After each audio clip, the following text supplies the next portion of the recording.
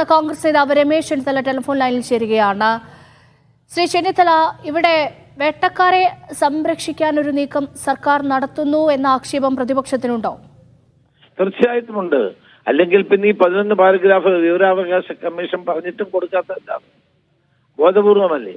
ആദ്യം 4 വർഷക്കാലം ഈ കമ്മീഷൻ റിപ്പോർട്ട് പൂഴ്ത്തിവെച്ചു.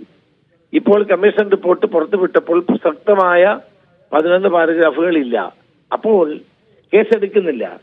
ഇതെല്ലാം കാണിക്കുന്നത് ഇരകളോടൊപ്പമല്ല വേട്ടക്കാരോടൊപ്പമാണ് ഗവൺമെന്റ് എന്നത് സ്ഥാപിക്കപ്പെട്ടിരിക്കുന്ന ഒരു കാര്യമാണ്.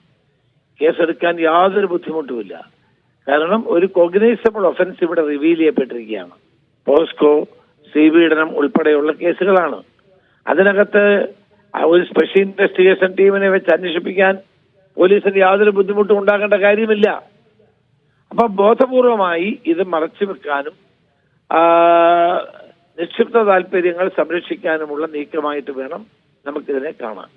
അതായത് കഴിഞ്ഞ ദിവസത്തെ മുഖ്യമന്ത്രിയുടെ വാർത്താ സമ്മേളനത്തിൽ ഈ ഹേമ കമ്മിറ്റി റിപ്പോർട്ടുമായി ബന്ധപ്പെട്ട മാധ്യമപ്രവർത്തകരുടെ ചോദ്യങ്ങൾക്ക് സിനിമാ മേഖലയിൽ വില്ലന്മാർ വേണ്ട, എത്ര ഉന്നതനായാലും സംരക്ഷിക്കില്ല, ഹേമ കമ്മിറ്റി റിപ്പോർട്ട് സർക്കാർ പൂഴ്ത്തിയിട്ടില്ല എന്ന് മുഖ്യമന്ത്രി ആവർത്തിച്ച് പറയുന്നുണ്ട്. പക്ഷേ ഈ പറച്ചിലും പ്രവൃത്തിയും തമ്മിൽ വലിയ അന്തരമുണ്ടല്ലോ. നേരെ ഘടകവിരുദ്ധമായ കാര്യങ്ങളാണല്ലോ ഇപ്പോൾ നടന്നുകൊണ്ടിരിക്കുന്നത്. മുഖ്യമന്ത്രി വെറുതെ വർത്താനം പറയുന്നല്ലോ, നടപടികളിലേക്ക് പോകുന്നില്ലല്ലോ. നടപടി ഇതെല്ലാം ഇത്രയും കാര്യങ്ങൾ ജനങ്ങൾക്ക് ബോധ്യപ്പെട്ടതല്ലേ? 4 വർഷക്കാലം പൂഴ്ത്തിവെക്കുന്നു. ഇപ്പൊ റിപ്പോർട്ട് കൊടുക്കാൻ പറയുമ്പോൾ പ്രധാന ഭാഗങ്ങൾ ഇല്ലാതെ കൊടുക്കുന്നു. ആരെ സംരക്ഷിക്കാനാണ്? അപ്പോൾ സംരക്ഷണം ഇവിടെ ഉറപ്പായിരിക്കുകയാണ്. മുഖ്യമന്ത്രിയുടെ വാക്കുകൾ വെറും വീൺ വാക്കുകളാണ്. അതൊന്നും ജനങ്ങൾ ഗൗരവത്തിലെടുക്കുമെന്ന് എനിക്ക് തോന്നുന്നില്ല. ഒരു ഉത്തരവാദിത്തപ്പെട്ട പ്രതിപക്ഷം എന്ന നിലയിൽ എന്ത് ചെയ്യാൻ കഴിയും കോൺഗ്രസിന് ഈ വിഷയത്തിൽ?